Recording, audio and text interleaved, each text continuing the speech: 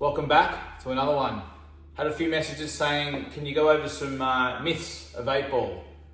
For example, first one, so let's just say we've got ball in hand, or even you're playing it from the top here behind the bulk. Someone said, what happens if you put the cue ball down? Can you move it with your cue? So, put the ball down here. Can I adjust the white ball like this before I play the shot? The answer is yes, you can, as long as you're playing with this part of the cue. You can't really touch it, honestly, when it gets to the ferrule or the tip. As soon as it gets up that high, you can actually, the ref will call a foul, and it basically is a foul if you touch the tip on the white ball. So if you're going to do this, do it with this meaty part of the cue. Do not do it with the tip, because it can actually be classified as taking a shot. All right, so that's number one. Now remember, some of these rules might be in the rules itself, whether you're playing black ball, world rules, international rules, they'll have their own variants, but a lot of what I speak to you about today will basically be common sense, or in the spirit of the game. So remember that, in the spirit of the game. A lot of these rules actually, in a way, come down to in the spirit of the game. That's number one.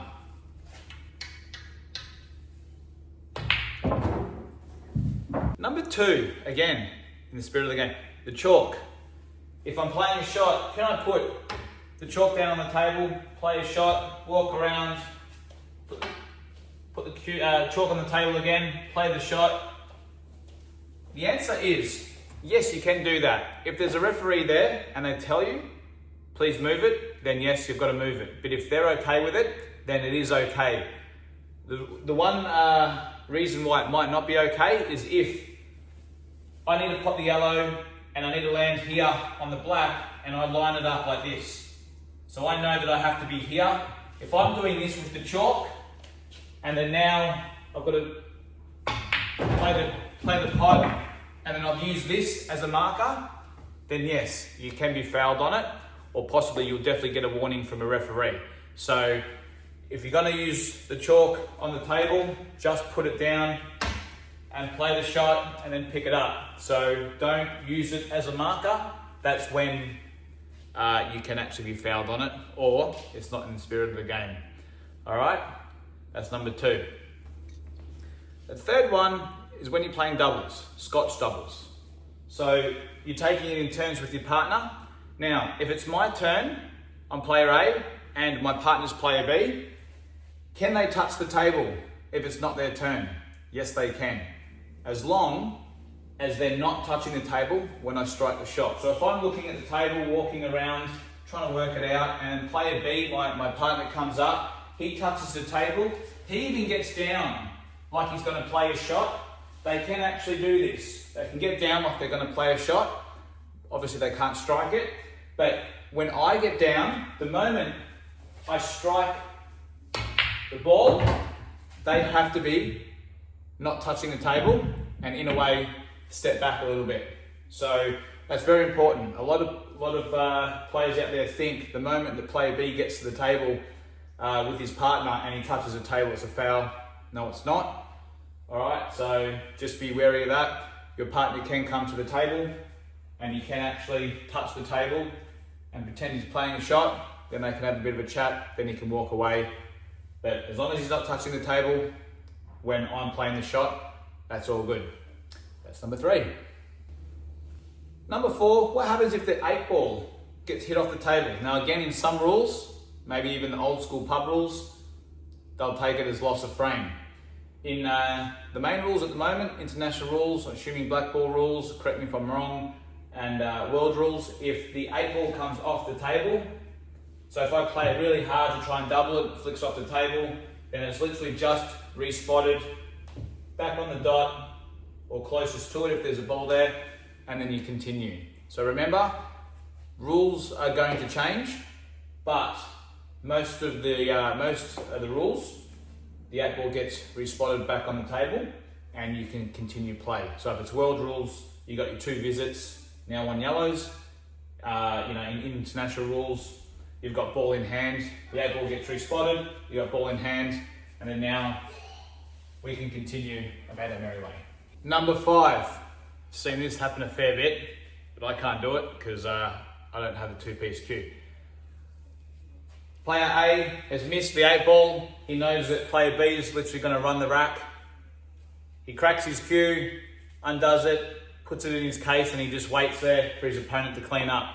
The moment you do that, and I'm pretty sure it's in some of the rules, again, correct me if I'm wrong, it's all good, but again, in the spirit of the game, the moment you crack your cue, put your cue away, or pack it away while the opponent's out there mopping up his balls, you've conceded, and that's it. So, if you crack your cue, put it away, and then they start potting balls, and then all of a sudden they miss, you've basically conceded.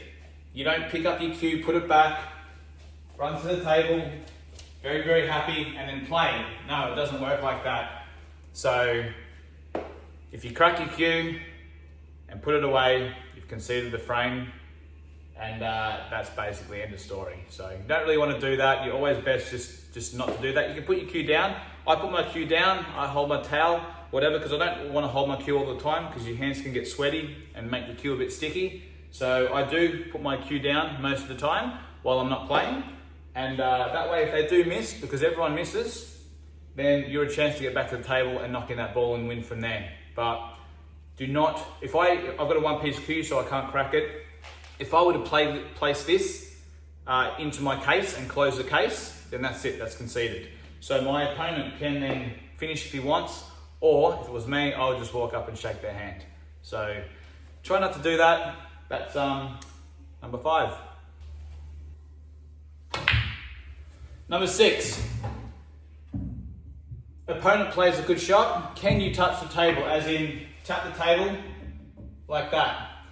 Ideally, in most of the rules, if your opponent touches the table while the other person's there, yes, it can be called a foul, and more than likely it is a foul. But I do this all the time.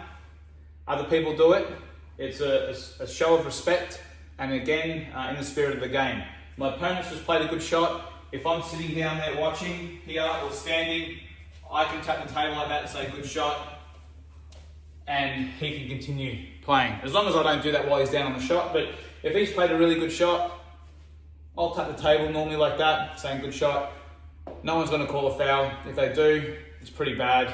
And honestly, in the spirit of the game, possibly can't even be called. I don't think so. So it's okay to do that every now and then. Don't do it all the time, but if they make a big shot or they get out of a good snooker or something like that and knock a ball in, you can give them a bit of a tap on the table or do that. That's fine. For the spirit of the game. Remember that one. Number 7. 7-ball pants down rule. Your opponent has knocked in all the balls, left you with 7 balls on the table. Do you have to take your pants off? The answer is, of course you do. You got to take your pants off. You got to take your pants off like this. No. Take your pants off. You do a lap around the table, and that's how you honour the 7-ball pants down rule. You got to do it. It's part of the game. It's in the rules if you search in there somewhere. I'm pretty sure it's in there. So pants down. If you get 7-balled, must do it. All right.